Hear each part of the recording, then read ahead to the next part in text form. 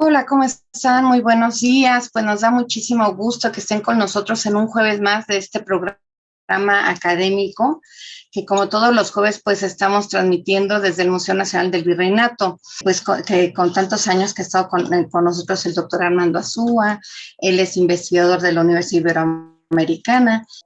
Bien, pues muchas gracias, Alma. Y sí, efectivamente, el día de hoy ya es el último de este curso. Espero que hasta ahora lo estén disfrutando, lo estén pasando bien y que además que estén aprendiendo algo, ¿no?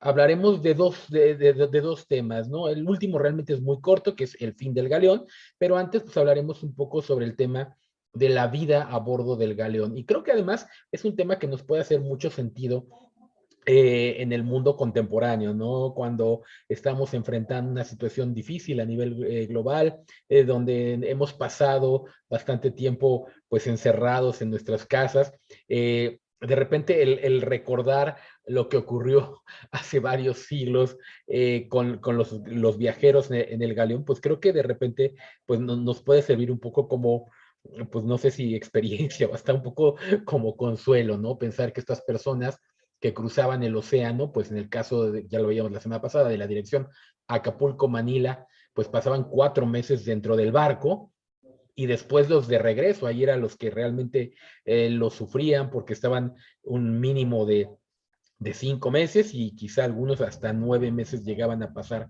a bordo del barco, totalmente encerrados, hacinados, sin posibilidad de ir a ningún lugar diferente, ¿no? Muchas veces el simple hecho de cambiar de cubierta de un piso a otro ya era una experiencia nueva. Por ejemplo, las pocas personas que tenían la oportunidad de pasar del galeón principal a las embarcaciones, una o a veces dos, que venían de apoyo, estas que decían, como decíamos que le llaman en conserva, a veces el hecho de pasar del galeón a estas embarcaciones pequeñas, pues ya era como romper mucho la rutina y de cambiar un poco la vista, ¿no? Entonces, bueno, creo que es interesante también verlo desde esa perspectiva de, pues bueno, era un confinamiento obligado si se quería cruzar de un lado al otro. Y también a mí siempre, bueno, esto es un tema muy del momento con la pandemia, pero a mí también siempre me ha llamado mucho la atención cómo ahora de repente nos quejamos, ¿no? Cuando tenemos que hacer un viaje y decimos, no, es que son tantas horas en el avión o tantas horas en el autobús, ¿no? Y bueno, aquellas personas si querían viajar, pues era viajar a no 12 horas o 16 horas, era viajar 9 meses. Creo que eso pues también nos cambia mucho la perspectiva de lo que dura un viaje hoy en día. O sea, uno de los viajes más largos hoy en día en avión, pues difícilmente tardará más de 2 días y con escalas y todo esto, ¿no? En aquella época, pues el cruzar el océano, en el mejor de los casos, en la dirección Manila-Acapulco, eran, como les he dicho, 5 meses y no había de otra, ¿no? Cierto que no es tan estrecho el galeón como un avión, pero de todos modos, pues bueno, creo que después de 5 meses de convivir con las mismas personas todos los días, pues empezaba a ser cansado. Bueno, vamos a empezar. Me disculparán que el día de hoy en la presentación, la verdad es que no hay muchas imágenes, pero justamente por la temática de que estamos hablando ya de la vida al interior del galeón, la verdad es que no hay muchas imágenes que, eh, que poner, pero bueno, ya estaba un poco fuera de la presentación. Bien. Pero bueno, pues, ahí está el texto que nos irá acompañando, ¿no? Entonces, pues bueno, eso espero que les ayude. A ver, nada más déjenme que lo coloque bien. Y ya está. Bueno, vamos a hablar entonces, les decía, de la vida del galeón. El galeón. Vamos a hablar de la dirección, principalmente la dirección de las Filipinas hacia la Nueva España, porque es el trayecto más largo. En realidad, lo mismo se repite en dirección a Acapulco-Manila, pero bueno, todo con un poco con un poco de más facilidad, porque el tiempo es mejor, son más cortos los trayectos, pero bueno, entonces vamos a hablar principalmente de la vía Manila-Acapulco. Entonces, el galeón partía del puerto de Cavite. Ya la semana pasada hablábamos sobre Cavite. Cavite, decíamos, es el puerto de Manila. Manila está pegado al mar, pero Manila tiene un problema. Eh, Está muy bien ubicado en la desembocadura de un río, el río Pasig, pero el problema es que el galeón no puede llegar hasta la orilla de la ciudad porque hay una playa, es decir, la profundidad, el fondo de la bahía en ese punto no es tan profundo y por lo tanto el galeón no puede llegar hasta la playa. Literalmente, si se intenta acercar a la playa, encallaría, se atoraría con la playa. Entonces es muy peligroso porque después para sacar al galeón, para empezar, se daña el barco y después sacarlo es extremadamente complicado. Llegaba a Cavite, que era una península, lo veíamos la semana pasada, una península que obviamente por adentrarse un poco en el mar, pues tenía una profundidad mayor, y de ahí era donde estaba verdaderamente la base del galeón. Cavite se encuentra a unas cuantas horas en barcaza de remos de Manila, unas cuantas horas, y por tierra era un poco más largo el camino, pero estaba a un día aproximadamente de camino, es decir, unas 8 horas caminando o en caballo desde Manila. En realidad, hoy en día está dentro de la zona metropolitana. De ahí era de donde salía el galeón, ahí era donde estaba el verdadero centro de operaciones del galeón. Sin embargo, cuando ya el galeón iba a salir en dirección a la Nueva España, se cargaba completamente en Cavite, ahí era donde se realizaba el proceso de carga y de preparación. La marinería y los viajeros no tan importantes tenían que viajar hasta Cavite para ahí abordar el barco, pero una vez que ya estaba listo y salía, navegaba este trayecto, podríamos decir, bastante corto hacia la ciudad de Manila y se acercaba lo más posible a las murallas de la ciudad. Por supuesto que estaba perfectamente a la vista, no podía tocar el fuerte, las murallas del fuerte, pero ahí digamos que paraba y normalmente había dentro de la ciudad de Manila, en la ciudad de Intramuros, la ciudad española, había una procesión religiosa encabezada por el obispo de Manila.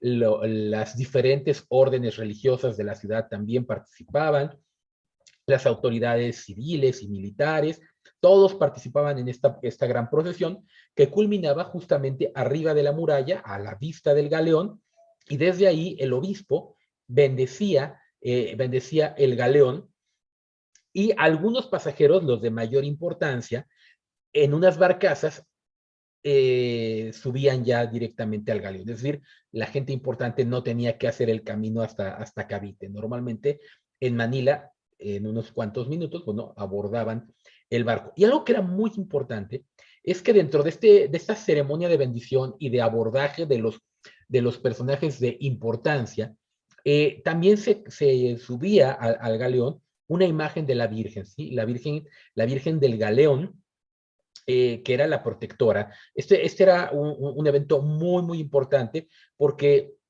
finalmente la presencia de esta imagen era la protección que tenía el galeón ante cualquier eventualidad, ya sea ataques, ya sea tormentas, e incluso cuando está la gran esperanza, ubicándonos mucho en el pensamiento de la época, de que incluso aún en caso de un naufragio y de la muerte de todos, pues el auxilio de la Virgen en el momento de la muerte también era importante. Entonces, sí, claro, la Virgen va para ayudar a que no se llegue a este extremo, pero si es la voluntad divina que la gente no complete la ruta, que muera en el camino, pues está ahí la Madre de Dios para dar el último auxilio a los que morirían en este evento, ¿no? Entonces es muy, muy importante toda esta ceremonia, esta gran procesión, esta bendición por parte del obispo, el abordaje de las grandes autoridades que iban a viajar, el comandante de la expedición. Bueno, todo esto ocurría en el momento ya último de salir de Manila. Eh, entonces, bueno, hay que mencionar que en términos generales el galeón recorrió la ruta con mucha regularidad, con muchísima regularidad. Ya lo había mencionado también en una de las sesiones anteriores, alrededor de del 80% de los viajes se completaron. Uh -huh. Sin embargo, hay que resaltar que hay periodos que fueron especialmente difíciles. Hay largos periodos de tiempo donde no hay ninguna pérdida, donde no hay ningún ataque, pero sí llega a haber algunos periodos que fueron especialmente complicados. De hecho, hay un periodo, podríamos decir, maldito en la ruta de 50 años, más o menos entre 1680 y 1720, donde ahí sí la pérdida de barcos fue enorme. De hecho, se perdió alrededor del 50% de los barcos de manera total o parcial. Total, obviamente es que el barco naufragó, se perdió, se hundió y no hubo más noticias de ellos, ¿sí? Fue una pérdida total. Pérdidas parciales es cuando el barco cae en una tormenta y parte del cargamento o de las personas se pierden como resultado de esta tormenta, pero al final el barco se puede rescatar de alguna otra manera, quizá con grandes pérdidas humanas y económicas, pero bueno, algo pasa. Alrededor del 50% de los barcos en este periodo de 1680 a 1720 se va a perder, incluso hay un periodo de 3 años donde se corta totalmente el contacto entre Manila y Acapulco, pero fuera de este periodo, podemos hablar de que hay una cierta regularidad. Después, por ejemplo, después de este último año, 1720, solamente se perdieron 3 barcos. O sea, ya es bastante, bastante regular el tránsito.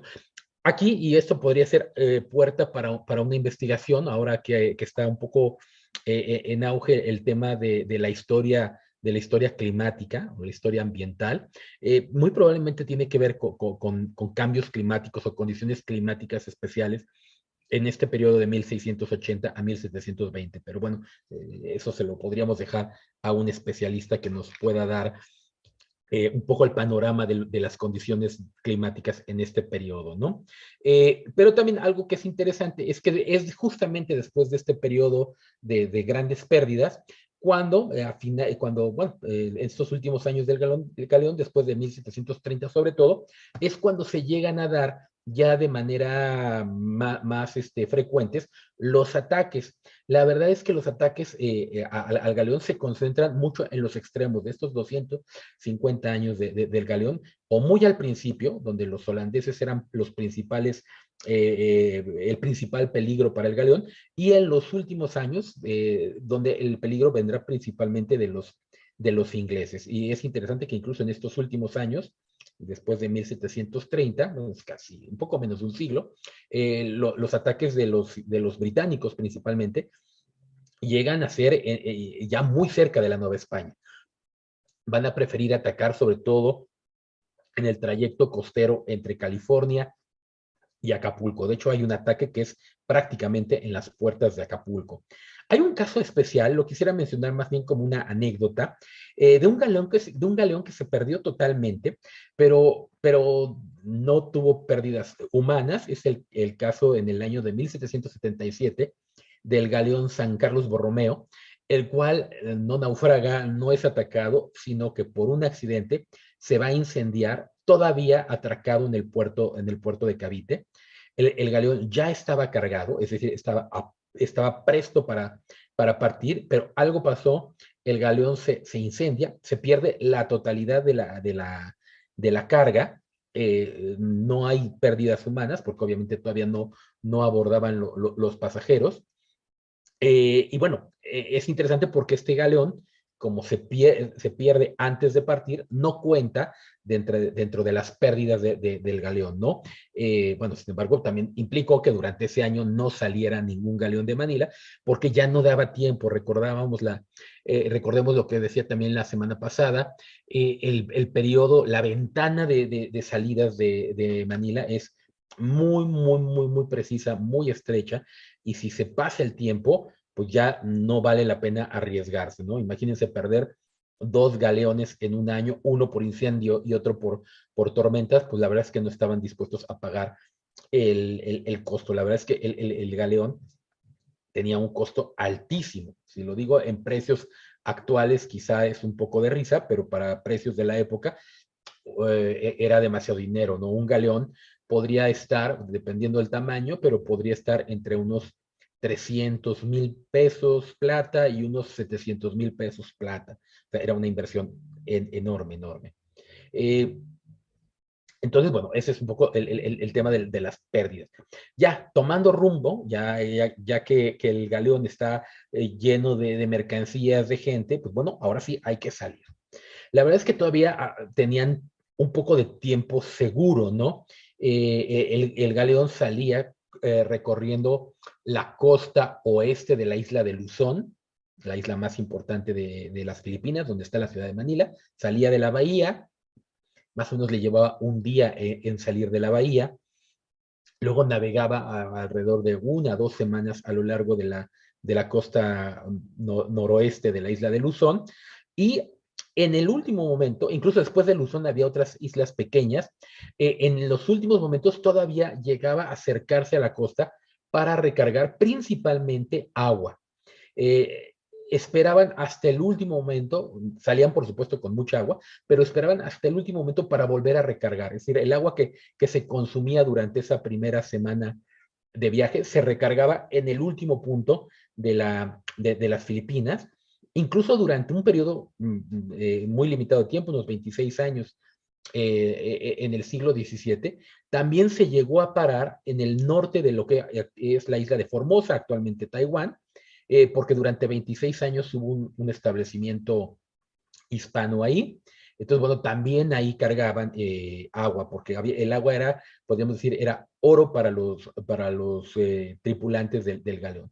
Entonces, les digo, salía por la costa oeste de la isla de Luzón, luego en el estrecho que hay entre Luzón y Formosa, digamos, cambiaba de lado. La isla de Taiwán, antiguamente Formosa, la cruzaba por la costa este, y de ahí seguía hacia el norte hasta llegar también a la costa este de Japón. Uh-huh. Entonces, bueno, había que cargar agua hasta el último momento. De hecho, existió el proyecto que finalmente no se concretó por la situación política del propio Japón, pero existió el proyecto, y eso, bueno, también es tema quizá para un curso distinto, ¿no? Los contactos entre la Nueva España y Japón. Existió el proyecto de establecer un puerto de aprovisionamiento, de recarga, pero también, por supuesto, comercial, en la ciudad de Sendai, en el centro norte de Japón. Eh, Incluso hubo algunos acercamientos con el señor de esta región, Date Masamune, que él era el principal interesado en que Sendai se convirtiera en una escala del galeón. Y obviamente ahí se podría haber recargado, ya más o menos en ese momento llevaban cerca de un mes de navegación, lo cual podría haber venido muy, muy bien para recargar agua y alimentos frescos, pero bueno, finalmente nunca se concretó esto, simplemente fue un proyecto. Eh, Ahora, para cruzar, ahora sí, después de pasar las costas de Japón, ahora sí era adentrarse en el mar, y había que ir muy, muy bien aprovisionado, ¿no? Había que llevar mucha, mucha comida. La base de la alimentación es un tipo de pan, un tipo de pan muy duro, y esto era importante porque el pan duro aguanta mucho más, no se llena tan fácilmente de moho y no se echa a perder. Es el pan al que le llaman galleta o bizcocho. Por ejemplo, tenemos reporte de varios galeones, normalmente siempre existen las listas de embarque de alimentos, etcétera, pero por ejemplo sabemos que en el galeón Santiago, en el año 1590, el galeón llevaba 40,000 libras de galletas o de bizcochos. Bueno, galletas no pensemos en una galleta como las de hoy, es más bien como una especie de pan, les decía, muy, muy duro. Además, con el paso del tiempo se iba endureciendo todavía más. Normalmente, ya a mitad del camino, había que comerla remojada, ya sea con agua o incluso con vino, ¿no? Para que se suavizara un poco y no lastimara los dientes. Llevaban 2,500 libras de salazón. Aquí estamos hablando básicamente de ciertos tipos de carne salada o de pescados salados, que obviamente esto permite una mayor conservación. Aves saladas, o sea, se salaba todo para que aguantara mucho más tiempo. Embutidos, por ejemplo. Se llevaban 4,500 libras de tasajo. El tasajo no es el mismo tasajo que hoy llevamos, pero sí es un tipo de carne también salado, ¿no? Es cecina, un tipo de cecina diría yo, más seca y más salada. Además de que se llevaba sobre todo muchas leguminosas, ¿no? Grandes cantidades de garbanzo, alubias, lentejas. Estas, porque esto, el garbanzo, alubia, lentejas, porque habas también, porque resisten mucho mejor. ¿Sí? Estos productos aguantan muy bien eh, por ejemplo, las frutas y las verduras, ¿no? Que sí se llevaban, pero estas se consumían muy rápido. Entonces, garbanzos, alubias, lentejas duraban, arroz duraban mucho más tiempo. Además que como van secos, se pueden almacenar mayor cantidad en espacios relativamente pequeños. Sabemos que el arroz, un puñito rinde bastante, ¿no? Entonces, también, por ejemplo, llevaban mucho ajo y cebolla para, también para darle cierto sabor, cierto sazón a la comida.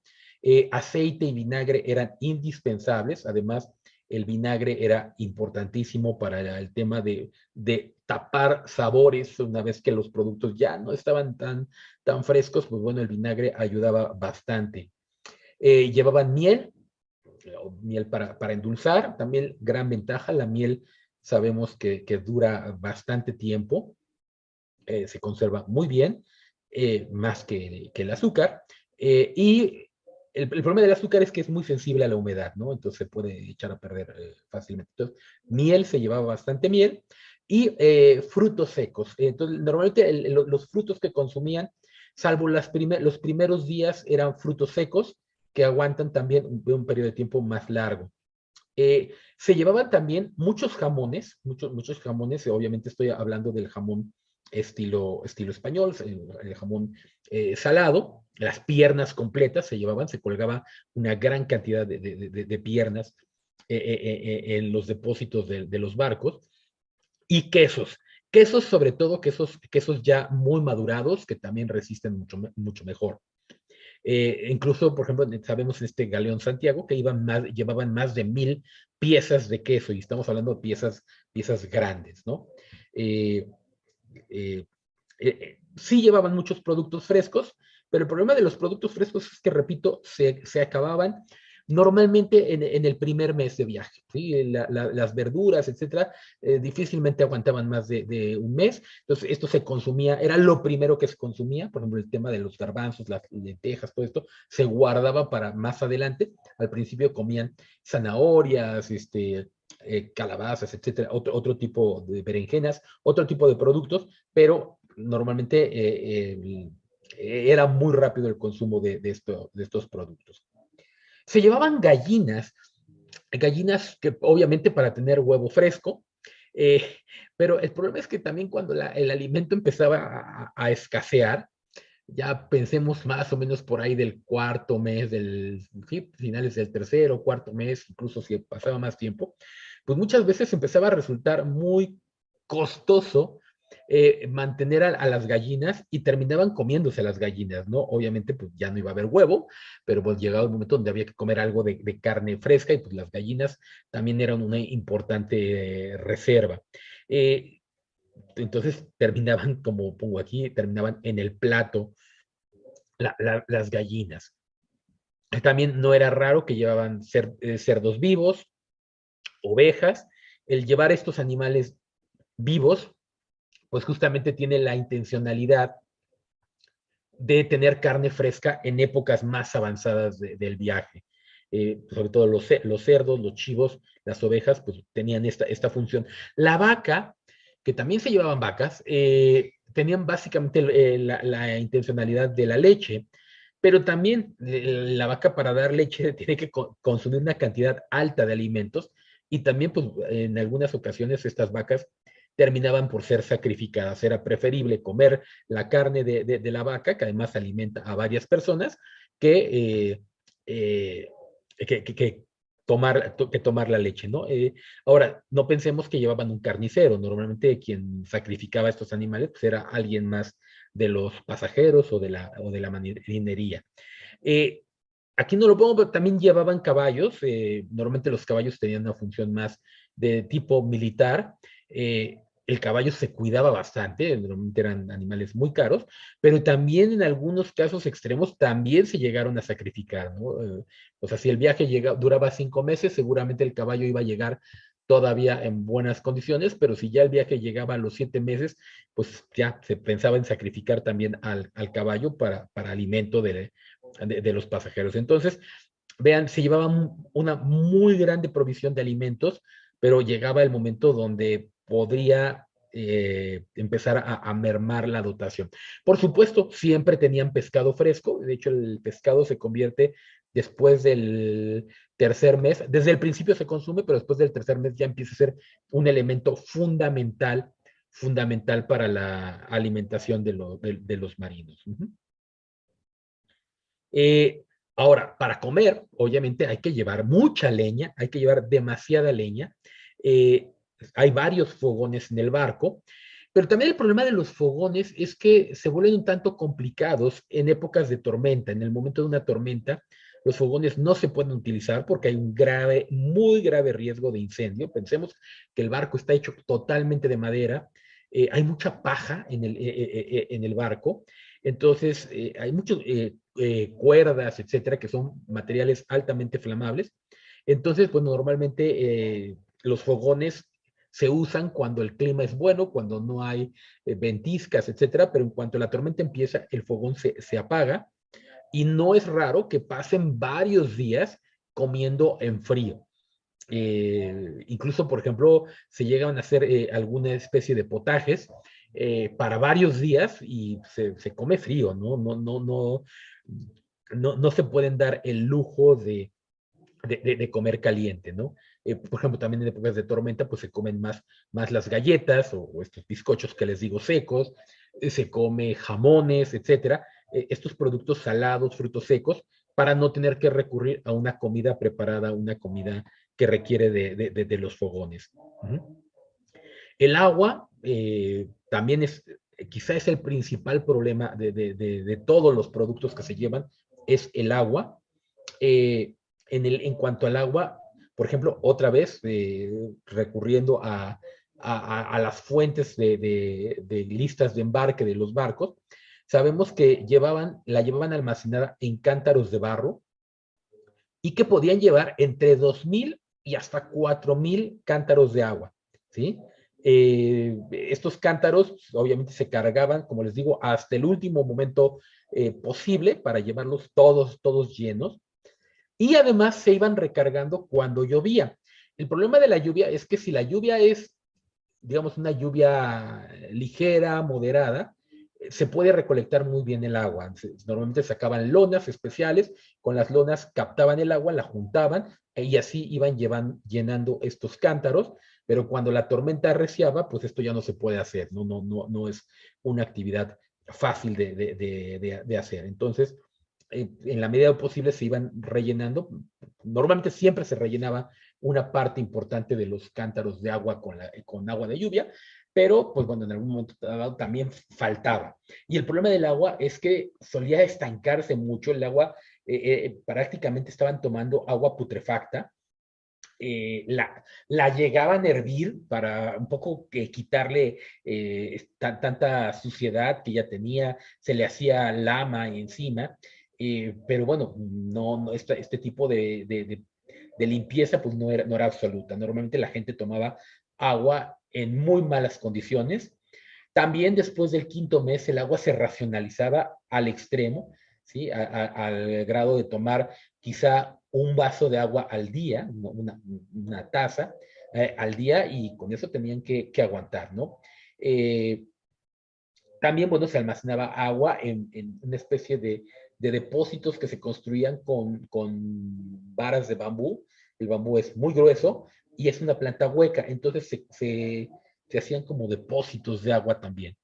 Eh, bueno, literalmente se almacenaba agua en todos lados. Sí, como les decía, la alimentación normalmente se planeaba para un periodo de hasta 7 meses, ¿no? Que era más o menos el promedio era entre 6, 7 meses, ya lo había comentado la semana pasada, pero cuando llegábamos a los 8 meses, que todavía estaba contemplado dentro de lo posible, la verdad es que ya empezaban el racionamiento de manera muy, muy, muy intensa, y si pasaba de los 8 meses, realmente estaban en un problema serio. ¿sí? E incluso sabemos, hay registros de que cuando se pasa ya de estos periodos, la alimentación está totalmente controlada. Incluso hay registros de que algunos marinos se dedicaban a cazar ratas por supuesto, dentro del barco abundaban las ratas. Las ratas son un gran problema porque se comen también la comida de los humanos. De hecho, había gente encargada de estar cuidando la comida para que las ratas no llegaran, pero siempre había algo que se comían. Entonces estaban cuidando la comida de las ratas constantemente, pero pues bueno, cuando llegaban a estos extremos, literalmente se ponían a cazar ratas, obviamente las limpiaban, las lavaban muy, muy bien, y se las comían, ¿no? Porque, bueno, había que sobrevivir, es decir, no era algo común, no era algo común, pero llegó a ocurrir, y bueno, y finalmente era una fuente de carne bastante abundante. Yo sé que esto puede generar bastante repulsa hoy en día, pero bueno, lo importante era llegar. Ujú. Bien, se me pasó aquí apuntar algo que también es muy importante. Eh, el gran problema de los vegetales, de los pocos vegetales que llevaban, es la falta de cítricos, ¿sí? Y esto genera grandes problemas en la salud, ¿no? Normalmente se llevaba una gran dotación de naranjas, limas, limones, etcétera, porque son necesarios, pero después de un tiempo obviamente se acababan, porque iban frescos, y esto generaba problemas de enfermedades serias. ¿Sí? Y ahora entro a este punto de las necesidades médicas. El galeón normalmente salía tanto de Acapulco como de Manila con una botica muy bien surtida, obviamente de acuerdo a los conocimientos médicos de la época. Llevaba una gran cantidad de plantas medicinales y depende mucho de la dirección. Cuando salía de Manila traía, por ejemplo, muchos remedios chinos. Por ejemplo, es interesante cómo el té viaja en los galeones muchas veces como un remedio para problemas estomacales, etcétera. Entonces vienen hojas de té en grandes cantidades. Y bueno, cuando sale de América, pues obviamente lleva normalmente remedios más americanos, ¿no? De la región mesoamericana. Los médicos, los cirujanos, que ya bueno, lo veremos, van dos cirujanos, pues conocen el uso de estas plantas medicinales. Van grandes cantidades de plantas medicinales y algunos otros remedios. En este sentido, podríamos decir que va muy bien surtida, alcanza para todo el camino. El problema es que muchas veces las enfermedades superan a la capacidad de los médicos y de las boticas. Se lleva chocolate. El chocolate, bueno, obviamente sabemos que tiene todo un uso suntuario en el mundo hispánico. Pero aquí, en el caso del galeón, también, obviamente, lo lleva la gente que puede, la gente con recursos, chocolates y algunos dulces, lo llevan mucho como complemento alimenticio, ¿no? Porque la alimentación es muy, muy escasa, entonces estos dulces, chocolates, pues pueden ser alimentos que cumplen una función energizante en el momento que la alimentación en general es bastante, bastante limitada. Pero bueno, esto no lo lleva el galeón por sí mismo, es decir, las golosinas y en general y el chocolate, pues van por parte de los viajeros individuales. Las enfermedades más comunes dentro del galeón son el escorbuto y el beriberi.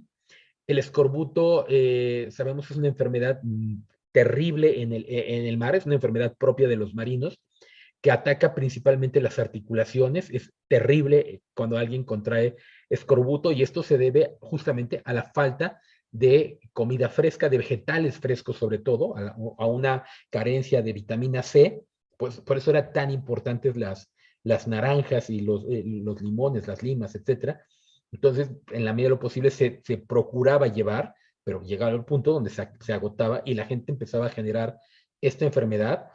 Era muy temido el escorbuto. Hay algunos casos de galeones que casi se pierden porque al acabarse la dotación de cítricos, una parte importante de la tripulación terminó por morir de escorbuto. Y el escorbuto, repito, además es una muerte lenta y muy, muy, muy dolorosa. Primero la gente se empieza a quedar tiesa, no puede mover las articulaciones, se le hinchan las encías, es demasiado doloroso. Y el beriberi, que es una infección de la piel. Eran las dos enfermedades más temidas, muy poco común, pero sí se llegaron a dar casos de contagios de viruela.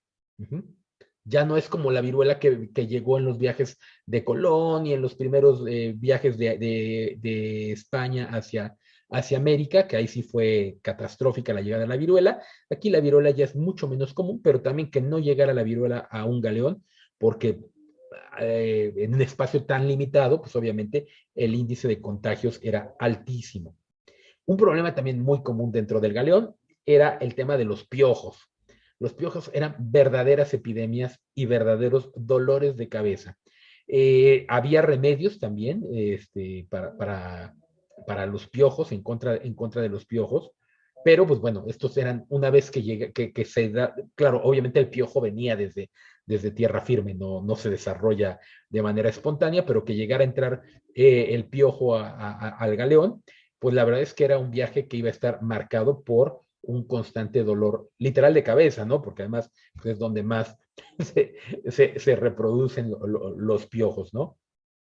Entonces es un problema muy serio el de los piojos cuando se llega a dar. Ahí tienen remedios, pero bueno, una vez que el piojo está ahí, está circulando y es difícil controlarlo. Entonces se le quita a uno, pero ya le dio a otra persona. Y también hay muchas enfermedades de la piel, y esto, pues bueno, básicamente es resultado de las condiciones mínimas de higiene que hay. El baño no es algo común dentro del galeón. Muchas veces no es solamente porque no se quiera, sino porque literalmente no se puede. Hay aseo, por supuesto que se hace aseo, pero se prefiere sobre todo el aseo en seco, también para no utilizar agua. Y también se puede utilizar agua de mar, pero obviamente el agua de mar también tiene efecto importante sobre la resequedad de la piel. Entonces, bueno, esas son enfermedades más o menos comunes en los barcos. El vino es fundamental para la alimentación y la conservación de la gente dentro del galeón. El vino tiene la gran ventaja de que no se echa a perder como el agua, ¿sí? Podemos decir que se contempla el consumo generalizado de vino. Sin embargo, como van en un espacio cerrado, un espacio muy limitado, las autoridades del galeón siempre serán muy cuidadosas de evitar que el consumo de vino se pase de un límite, ¿no? De hecho, uno de los castigos más frecuentemente mencionados y más duramente castigados es el problema de la embriaguez. Cuando una persona llega por embriaguez a cometer algún desmán, a provocar algún problema dentro del galeón, normalmente la pena era encadenarlo, ponerle grilletes y encadenarlo durante periodos de 5 días y además mantenerlos a pan y agua durante esos días, ¿no? Entonces, sí, repito, el vino es muy común, se lleva una gran dotación de vino para la navegación, pero muy, muy controlado, también se raciona para evitar que se acabe. Y bueno, esto es importante, el vino como parte básica de la dieta de toda persona que viaja en el galeón. Y otro tema importante es el tabaco. El tabaco se consume de manera muy generalizada dentro del galeón.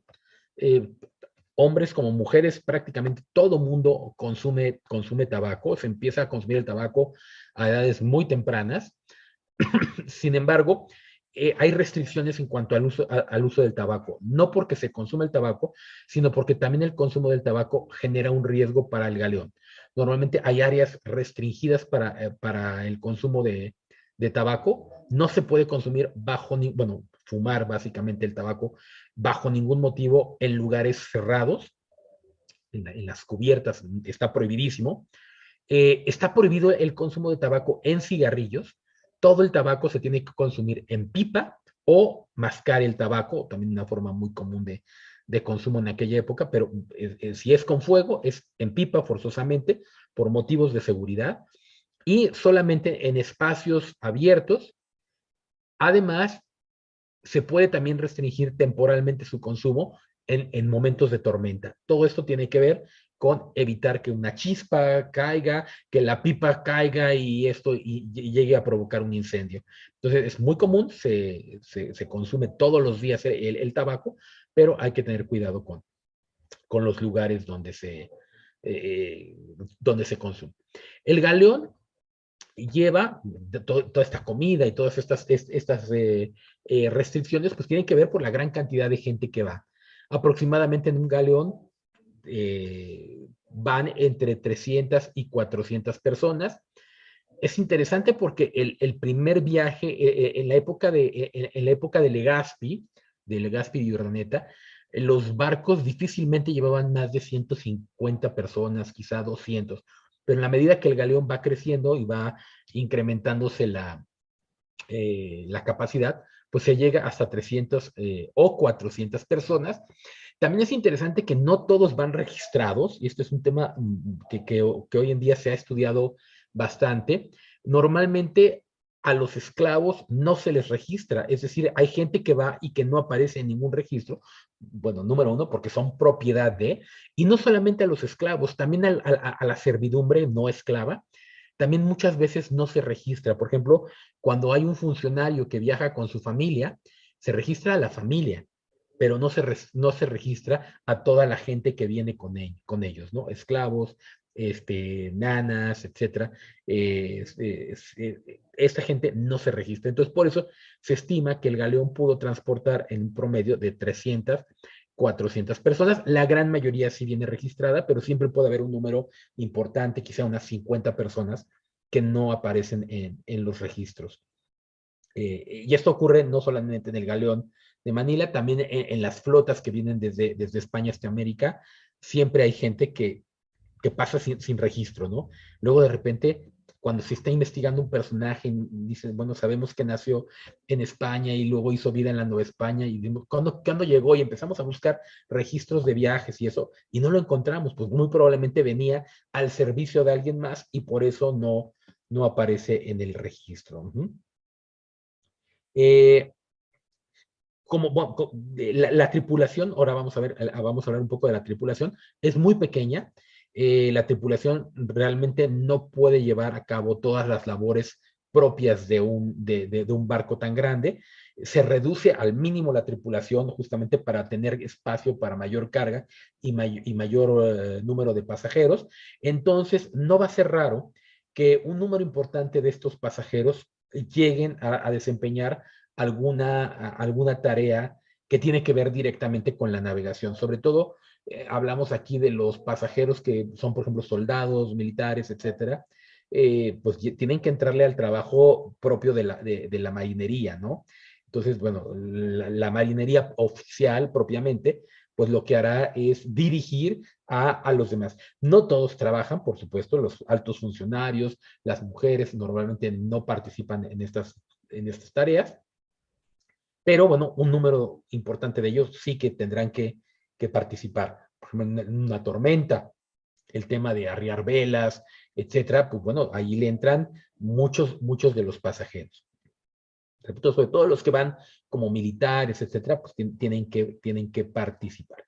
Ahora, propiamente la tripulación, es decir, la gente encargada de la navegación del barco, ¿quiénes son? Ahora voy a dar una lista, pero por favor, esto no lo tomen como al pie de la letra. La verdad es que podía variar el número, ¿no? Este es un estimado generalizado de cuántas personas venían en el galeón. Entonces, bueno, en primer lugar, la persona más importante del galeón es el comandante, ¿sí? O el capitán, ¿sí? Es la máxima autoridad, la máxima autoridad en cuanto a la navegación, en temas de gobierno del barco, es la más importante autoridad. Eh, es importante porque durante la navegación, él tiene precedencia incluso sobre un gobernador general que esté viajando. Luego llega a haber conflictos, esto es muy interesante cuando viaja un capitán general que va o que regresa desde Manila, pues muchas veces quiere seguir mandando dentro del barco, pero no, la autoridad en el barco es el comandante.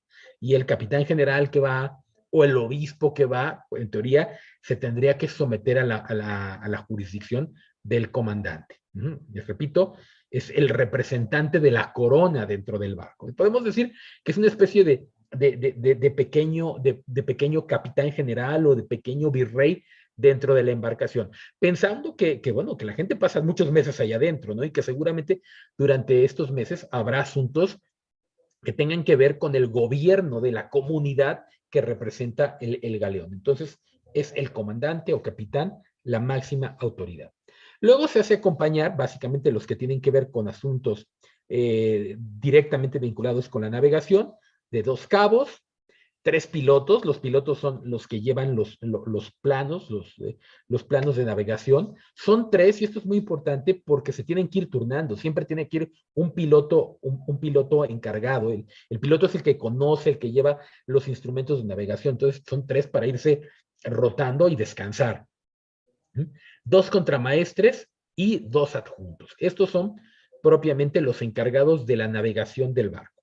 Pero también como funcionarios del galeón, encontramos a los 2 factores reales, 2 puede haber más, según el tamaño del barco, que son los maestros artilleros. Ellos son los que conocen del manejo de los cañones. La verdad es que hay muchos cañones más.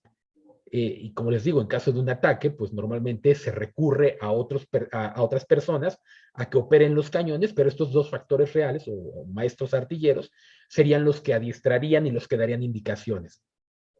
Van 2 cirujanos, los encargados médicos del barco, que estos cirujanos la hacen de todo, ¿no? A veces, por ejemplo, llegan también ellos a participar como veterinarios. Bueno, el tema de los veterinarios está muy restringido, muy poco desarrollado todavía en esta época, pero lo llegan a hacer. Dentistas, le hacen de todo los cirujanos.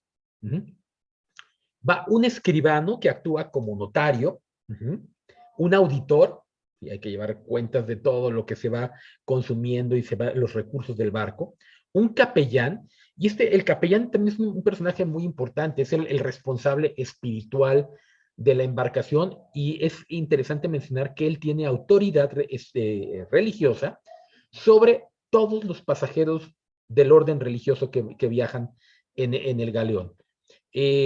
Solamente que viaje un obispo, ¿sí? Que viaje un obispo nombrado para Manila, ¿sí? El capellán tendría que darle un cierto lugar de honor, pero de todos modos él sigue siendo la autoridad. El capellán es el que oficia la misa. Esto es muy importante porque muchas veces si viajan religiosos de diferentes órdenes podrían empezar a pelear por quién oficia. Bueno, no, el que oficia en el barco es el capellán. Solamente, repito, si va un obispo, pues el obispo puede oficiar. Y en el caso concreto de festividades relacionadas directamente con alguno de la orden de uno de los pasajeros, ¿no? O sea, si es la fiesta de San Francisco, pues se permitirá que el responsable o el superior de los franciscanos que viaje, pues oficie la misa ese día, pero todos van sujetos a la autoridad del capellán. Parece que no, pero en realidad que el tema de los religiosos a bordo del galeón siempre fue motivo de disputas y de peleas que llegaron a ser serias. Va un carpintero, pensando el barco es de madera, entonces siempre habrá algún tipo de reparación. El carpintero, un buzo porque luego hay que bajar y ver algo del barco desde abajo. Va un sargento. El sargento pues, es el encargado, podríamos decir, militar del barco. También a él le tocará controlar a todos los demás militares que viajan en el barco, es la máxima autoridad militar. Y en caso, por ejemplo, de un enfrentamiento, de un abordaje, pues él, junto con los factores reales, son los encargados de la defensa del barco. Va un puesto muy interesante, el oficial del agua. Como les dije, el agua es el recurso más preciado dentro del galeón y el oficial del agua es el que la controla.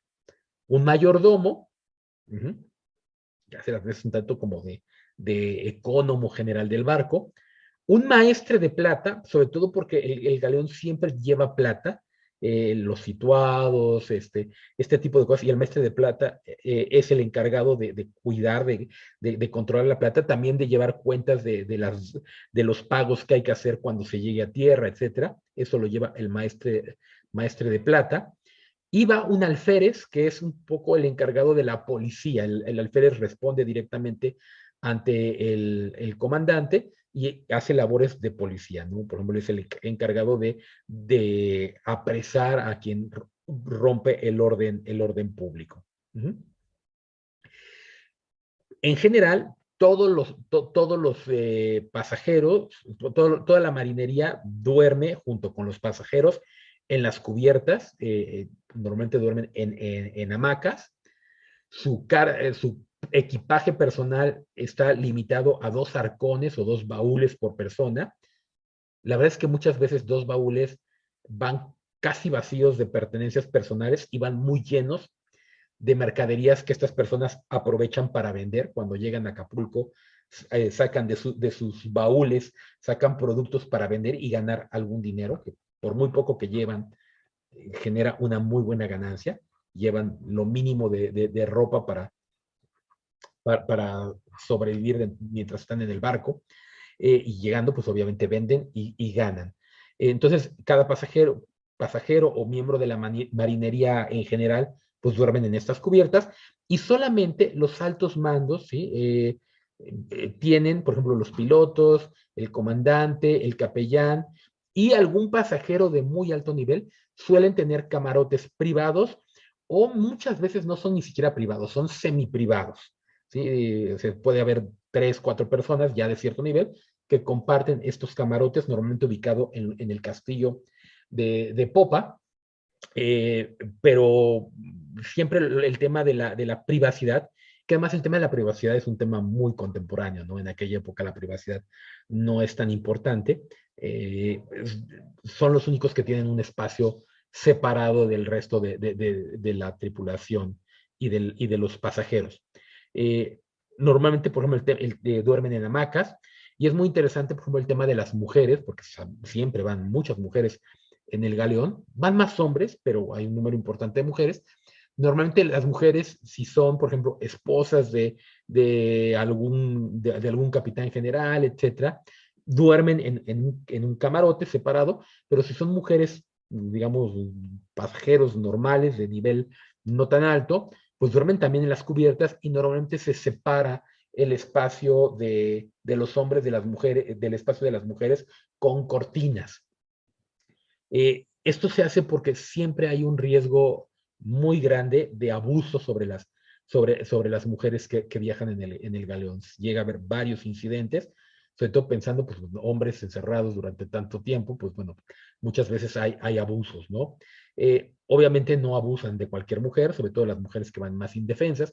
Por ejemplo, las esclavas suelen ser objetos de todo tipo de abusos, en las mujeres de servidumbre también, ¿no? Pero sí, normalmente van separadas dentro de la misma cubierta, se colocan unas cortinas para marcar un espacio propio para las mujeres, pero obviamente las mujeres duermen también en espacios comunes. Ya lo había mencionado, se prohíben los esclavos, aunque la verdad es que siempre van esclavos. Es una prohibición que se ignora, como muchas cosas en el galeón, se va a ignorar de manera repetida. Está perfectamente claro que viajaban esclavos. Y otro tema también muy controversial es el tema de la prostitución a bordo del galeón. Es clarísimo que viajan prostitutas, aunque también, igual que con los esclavos, hay prohibiciones expresas. Sin embargo, son temas que se toleran, ¿no? Y muchas veces se toleran porque llevar prostitutas más o menos oficiales, pues genera cierta seguridad para las mujeres que van como pasajeros, ¿no? Entonces, bueno, sí se sabe que van, eh, y que, bueno, se entiende que es un medio de evitar problemas mayores. El alférez y el comandante, ya lo había dicho, son las máximas autoridades dentro de la vida del diario del barco. Ellos son los que imponen los castigos. El comandante actúa como juez. El alférez actúa también como una especie de fiscal. Se hacen juicios dentro del barco, que tienen que ver justamente con los temas de la convivencia diaria. Y bueno, se castiga de manera muy severa, sobre todo toda actitud que atenta contra el orden cotidiano. Las penas más comunes son los encadenamientos por periodos que varían desde 2, 3 días hasta 15 días. Casos extremos pueden llegar a encadenar por el resto del viaje. La verdad es que no es común, pero llega a ocurrir. No es común que se decrete pena de muerte en los galeones. Se podría llegar, pero la verdad es que es un caso verdaderamente extraordinario y esto tiene que ver sobre todo con el caso de motines. Fuera de esto no sería motivo ni casi ninguna otra pena ningún otro delito para decretar la pena de muerte. Y bueno, es un poco el cómo se vive dentro del galeón. Ante tantos meses de aislamiento, de estar alejados de la sociedad, por supuesto que hay que entretenerse, hay que pasar el rato. Además, pensamos que sí, hay gente que va trabajando todo el día, pero también hay gente que pasa largos periodos de tiempo sin hacer absolutamente nada dentro del galeón. Las actividades cotidianas, bueno, una muy importante.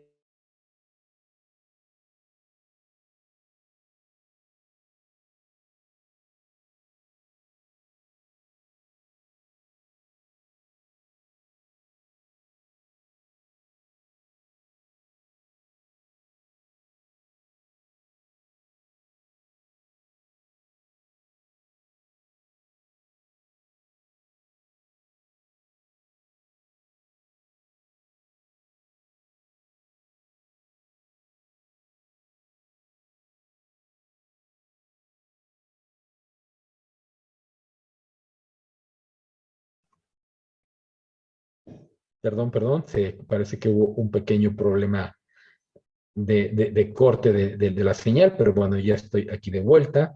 Vuelvo a compartir la presentación. Espero que ya. Sí, ya aquí está. Perdón, fue nada más un pequeño corte. Les decía entonces, se castiga de manera muy, muy severa las apuestas, porque las apuestas normalmente no es en sí el propio tema de la apuesta, sino que termina normalmente en riñas, en peleas, igual que con el tema de la embriaguez. Entonces, bueno, esto es importante saberlo, cómo se tiene que cuidar el buen desempeño de la vida dentro del galeón, el buen funcionamiento, el buen desarrollo de la vida dentro del galeón. Siempre, obviamente, en tantos meses de navegación, hay muchas festividades religiosas. Todas las festividades religiosas se celebran de manera rigurosa. Las fiestas religiosas son importantes también para romper la monotonía del viaje. Se lleva muy, muy, muy preciso calendario de cuándo corresponden las diferentes festividades. Por ejemplo, no se puede perdonar bajo ningún motivo la misa dominical, incluso en momentos de tormentas más o menos severas, se llega a hacer digamos, una versión un tanto limitada en cuanto a ceremonial, pero siempre se lleva a cabo la misa. La misa trae auxilio espiritual a la gente en momentos de dificultad, pero además es una muy buena forma de ir midiendo el paso del tiempo cada semana, cada domingo, y las fiestas, ¿no? Las fiestas de los santos, la Semana Santa, la Cuaresma, el Adviento, todo se va llevando de manera muy, muy, muy rigurosa. Además de que también se llegan a celebrar las fiestas propias de las órdenes religiosas que están viajando en ese momento. Es importante, en el galeón siempre viajan religiosos. Siempre viajan religiosos. Entonces no es raro que caiga una festividad propia de los agustinos, de los franciscanos, de los jesuitas, de los dominicos, y estas se celebran de manera importante. Entonces, las celebraciones religiosas son clave. Por ejemplo, el rezo del rosario también. Obviamente el rosario no es una festividad, pero no es una festividad, pero es una devoción muy extendida, aunque no es obligatoria como la misa, porque la misa sí es obligatoria, solamente se dispensa de la misa a los marineros que en este momento están desempeñando alguna otra tarea. Además de las festividades religiosas, también es común que se realicen algún otro tipo de actividades muy comunes como bailes, ¿sí? E incluso representaciones teatrales. esto es muy, muy interesante cómo se llegan a organizar dentro del barco por parte de los mismos pasajeros y marinos, se llegan a organizar representaciones teatrales, muchas veces de un contenido muy cómico, incluso en algunos casos bastante vulgar, lo cual siempre genera ahí algún tipo de disputa con la gente de clase alta, las señoritas, las mujeres que vienen en la familia, con la familia de algún alto funcionario, etcétera, que no participan de estas actividades, pero hay otras obras pues, que son más bien cómicas, pero no sin llegar a estos temas, ¿no? Es importantísimo este tipo de actividades. Música, bueno, llegan a ir algunos pocos instrumentos musicales, también para los bailes, etcétera. Sí llega, o sea, digamos, hay una vida de entretenimiento muy limitada, podríamos decir hoy en día muy de aficionados, pero siempre se hace. Hay una festividad muy interesante que se realiza, esto solamente es en el galeón de Manila hacia Acapulco, y normalmente se lleva a cabo ya en las últimas etapas de la navegación, cuando ya se ha divisado tierra firme, normalmente se lleva a cabo a la altura de las Californias, que es la llamada Fiesta de las Señas. Ya cuando más o menos el galeón está más o menos tranquilo, ya saben que pronto llegan a Acapulco, entonces ya un poco más relajado el ambiente, eh, es cuando llevan a cabo esta fiesta de las señas, que es una festividad un tanto en broma, en el cual la marinería normalmente organiza una especie de juicios simulados, muy cómicos, al capitán del barco o algún pasajero muy importante que venga, ¿no? No sé, a un capitán general o a un obispo, se les enjuicia un tanto por su comportamiento durante los meses de navegación. Normalmente pues se les condena a muerte, y claro, esto también es parte de una broma, ¿no? Eso se les condena a muerte, pero pues siempre se les da la posibilidad de redimir su culpa a través de entregar a la gente que va pues, algún tipo de regalos. Normalmente se regalan algunos dulces, algunas, una botella de vino, cosas por el estilo. Pero repito, todo esto es más bien como para romper ya la monotonía del viaje y sobre todo en el momento donde ya se ha pasado lo más peligroso. Aunque sí hay algún registro de que en algunos momentos esta fiesta de las señas llegó a pasarse un poco de la raya y que algún capitán llegó a quedar no tan contento con el resultado de, de, del juicio, del juicio chusco que se le aplicó, ¿no? Entonces, bueno, y normalmente, aunque todavía quedaban 1 o 2 semanas de navegación, pues llegaban a tomar algún tipo de venganza contra los que habían instigado este tipo pues, de juegos más agresivos, más duros, con crítica de mayor saña.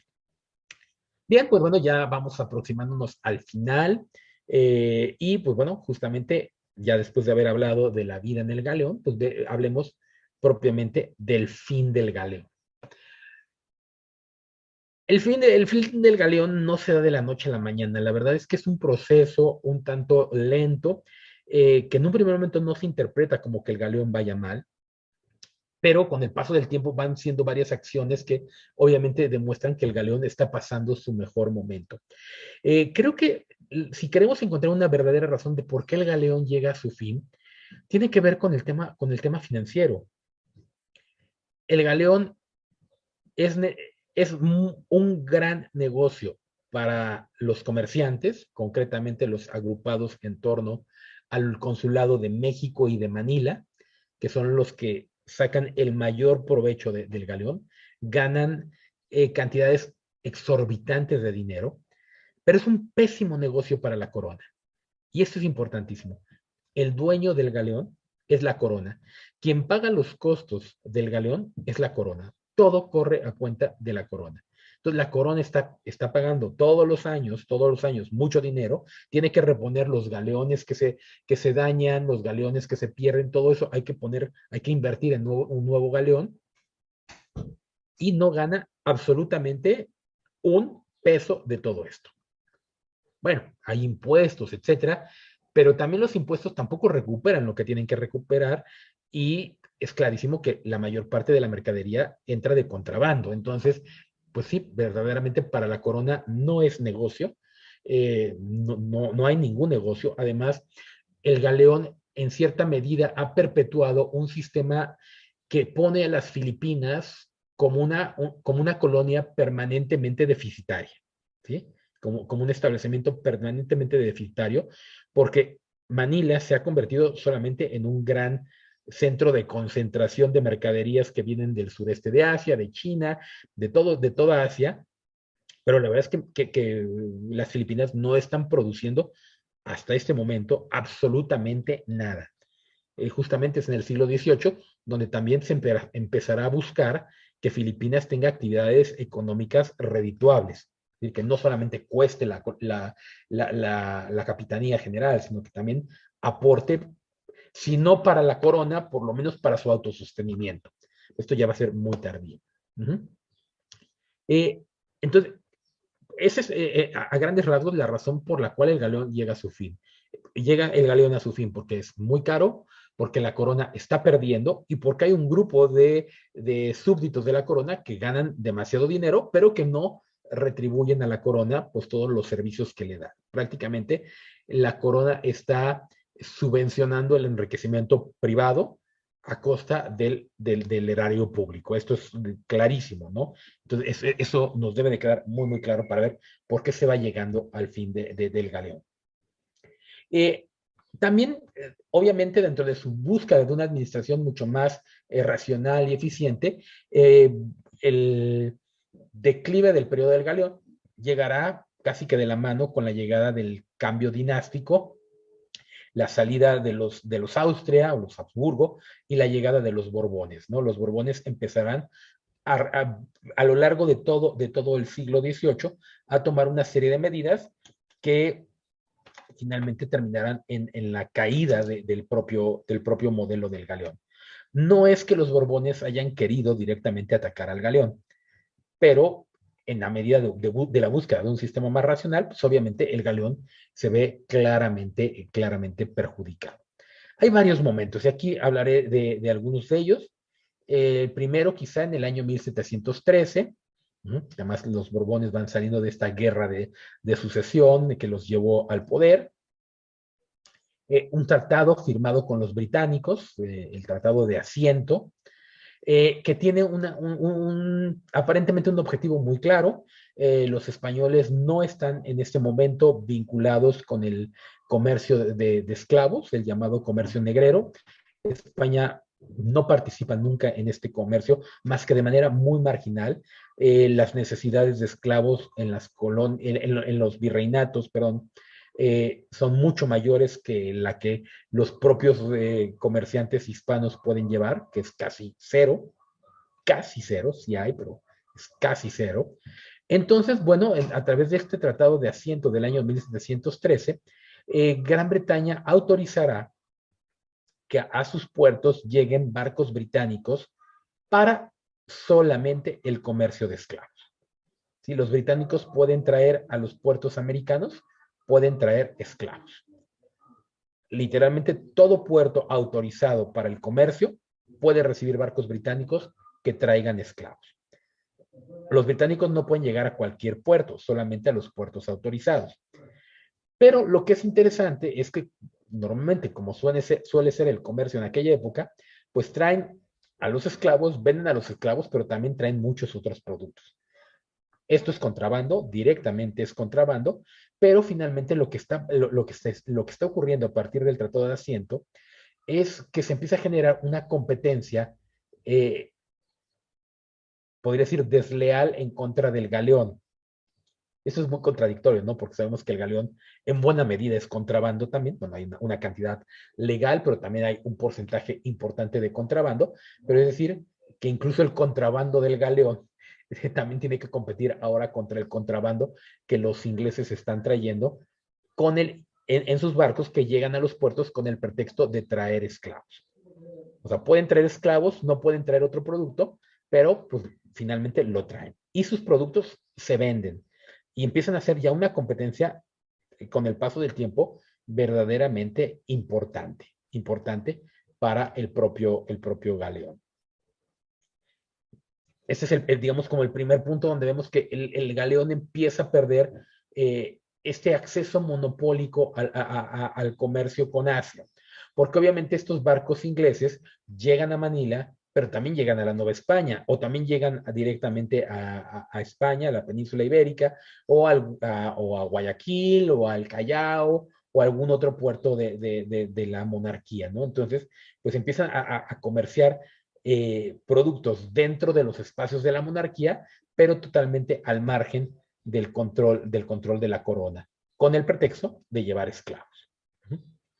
Y algo que será muy importante es que los ingleses, a partir de este tratado, empiezan a tener un conocimiento amplio de las redes comerciales al interior del mundo hispánico. Empiezan a saber en cada puerto, no sé, en el Callao, en Guayaquil, en Portobelo, en Veracruz, en Acapulco, empiezan a saber quiénes son los contactos, empiezan a conocer las redes de distribución para que más adelante obviamente servirán para la distribución de los productos que están introduciendo de manera ilegal. Esto es clave, ¿no? Para los ingleses se genera obviamente un gran mercado, pero también se genera un gran aprendizaje sobre el funcionamiento del mercado dentro de la monarquía. Eso será clave. Pasan los años y para 1765 ya los Borbones tienen claro que el galeón está haciendo una gran sangría a las arcas reales, que está costando demasiado dinero, y que además los grandes beneficiarios son los comerciantes novohispanos. Entonces, lo que se va a proponer es establecer una ruta comercial directa. Claro, ya para 1765 las condiciones y las técnicas de navegación han mejorado mucho. Los galeones ya no son los galeones de los primeros años, son galeones más seguros, más grandes. Y además también ya esta idea del mundo dividido entre el hemisferio portugués y el hemisferio castellano, pues se ha ido superando. Entonces, en 1765, la corona autorizará los viajes directos entre la península y las Filipinas a través de la ruta portuguesa. Bueno, de la antigua ruta portuguesa, que ya empieza también a perder bastante sentido. Entonces, se abren las puertas para que se establezcan nuevas empresas. En un primer momento, el monopolio de esta ruta lo tendrá la compañía guipuzcoana de Caracas, una empresa también criolla, como el nombre lo dice, con su base en Caracas, pero bueno, conformada principalmente por capital de origen vasco. Sin embargo, esta empresa terminará por quebrar y unos años después, en 1785, su lugar, y más bien casi que diría que la nueva empresa creada absorbe a esta compañía guipuzcoana de Caracas, que es la Real Compañía de las Filipinas. La Real Compañía de las Filipinas se queda con este monopolio de la ruta del Índico, para poner en contacto Manila con la península.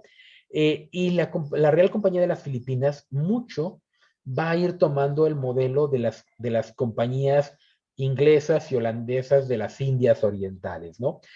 A diferencia del galeón, donde el barco es totalmente propiedad del Estado, en el caso de la Real Compañía de Filipinas, los barcos van a ser propiedad de una empresa privada donde la corona es socio, pero además hay capitalistas, socios capitalistas, ¿no?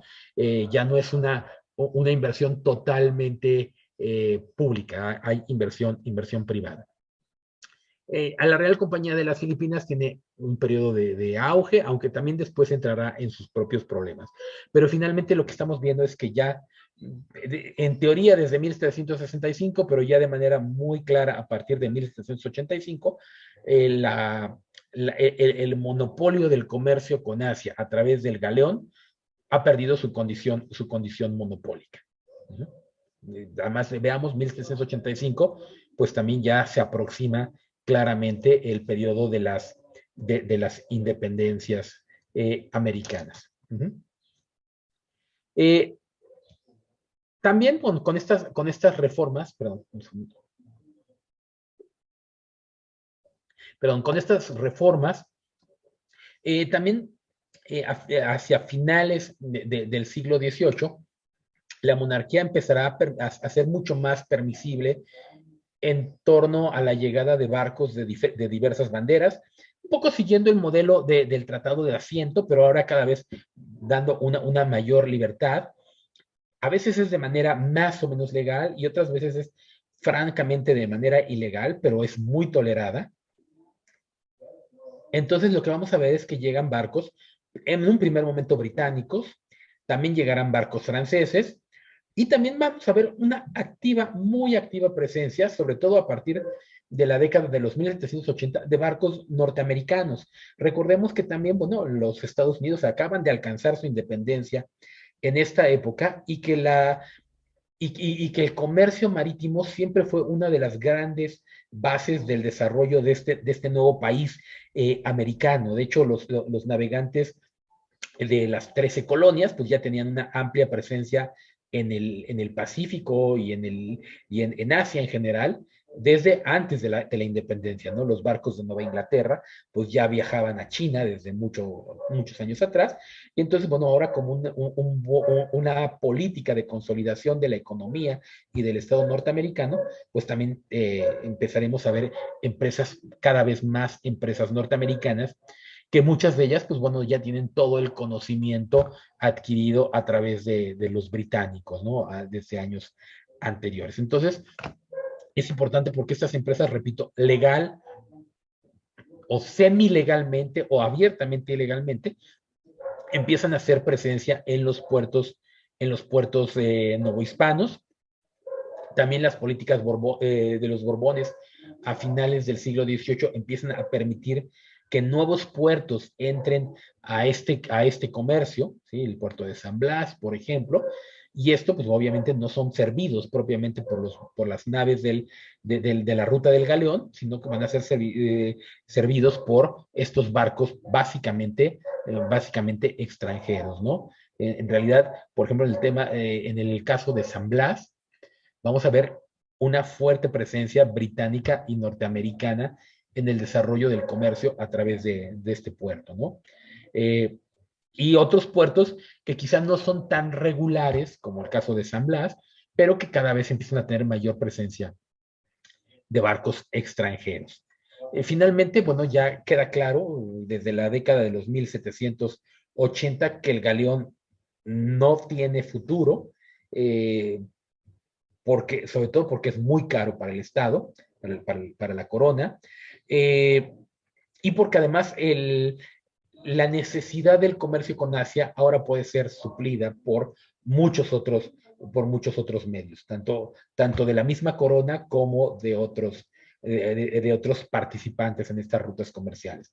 Finalmente, bueno, en medio ya de todo el caos propio de la década de los 1810, la invasión napoleónica, etcétera, las Cortes españolas en el año de 1813 van a determinar que hay que suprimir el galeón porque el Estado no puede seguir pagando el enriquecimiento personal. Obviamente todavía no se da la independencia de la Nueva España, pero ya queda claro que, pues, que el Estado no va a mantener a estos comerciantes. También en estos mismos años coincide con la guerra, bueno, lo que se llama la guerra de independencia en México, la captura de Acapulco por Morelos, José María Morelos, que además lo hace con toda la intención de adueñarse de las riquezas que llegan a través del galeón, de obtener recursos importantes a través de la captura del galeón. Logra Morelos estar 2 años en Acapulco, que aunque en 1814 el puerto es recuperado por las autoridades del virreinato, pues finalmente ya será, podríamos decir, nada más para poner el broche final al galeón, el último galeón que sale desde la Nueva España, sale al año siguiente de la recuperación del puerto de Acapulco por las fuerzas realistas. En 1815 sale de Acapulco el galeón Magallanes, con lo cual, pues, que además es muy significativo, ¿no?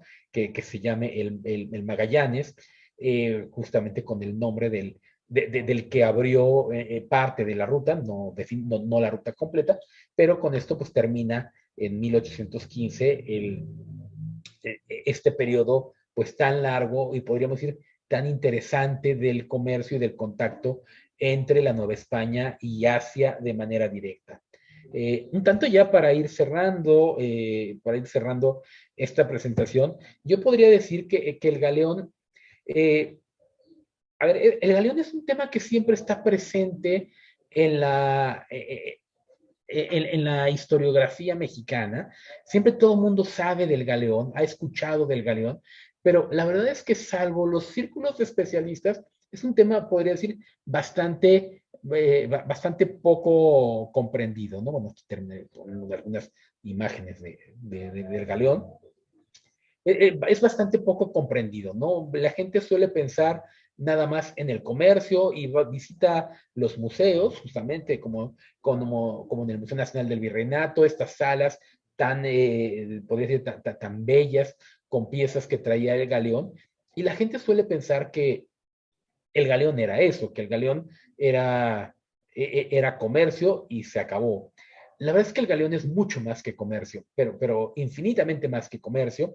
El galeón literalmente puso en contacto a dos espacios del planeta que hasta ese momento se habían desconocido mutuamente y los puso en un contacto muy intenso, porque en el galeón no solamente venían biombos, no solamente venían piezas de cerámica, etcétera, ¿no? En el galeón venían personas que se fueron, podríamos decir, mezclando de los dos lados del océano. Así, de esta manera, podemos saber, y lo sabemos claramente, que un número importante de personas de la Nueva España, por ejemplo, un número altísimo de gente de Tlaxcala, ¿sí?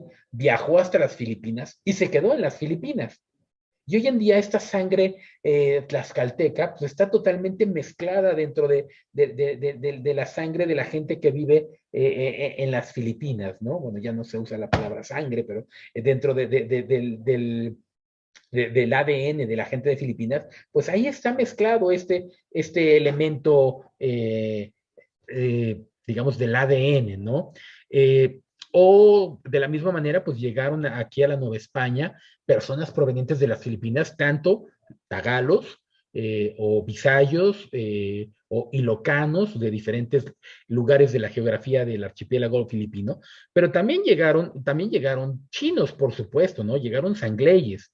Sí, hubo sangleyes aquí en la Ciudad de México, ¿sí? Incluso llegaron a tener los sangleyes una cofradía, eh, lo cual, bueno, a veces pasamos por alto, ¿no? Es muy interesante que, por ejemplo, hoy en día la gente ubica en la Ciudad de México esta la calle de Dolores, como el barrio chino, que la verdad es que este es un barrio chino muy reciente, es un barrio chino del siglo XX, de mediados del siglo XX que se desarrolla este barrio chino, pero no saben que realmente muy cerca de ahí, a unas dos, tres calles, realmente hubo bueno, no sé si podríamos llamarle un barrio chino, pero hubo una comunidad de chinos, sangleyes, es decir, chinos de las Filipinas, que se habían asentado ahí a escasas dos calles, ¿no? Y claro, de ese barrio o de esa comunidad muy pequeña, pues obviamente queda nula memoria, ¿no? ¿Por qué? Porque esos chinos, obviamente, pues con el paso del tiempo se fueron mezclando y su ADN está hoy en día totalmente mezclado y perdido, podríamos decir, dentro de la identidad mexicana, no perdido, más bien integrado en la identidad mexicana.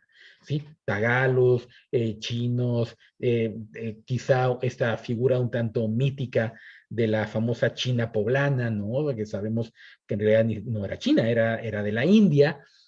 Entonces nos hablan de estos intercambios de productos, sí, ciertamente productos, pero también de personas. Y con las personas vienen ideas.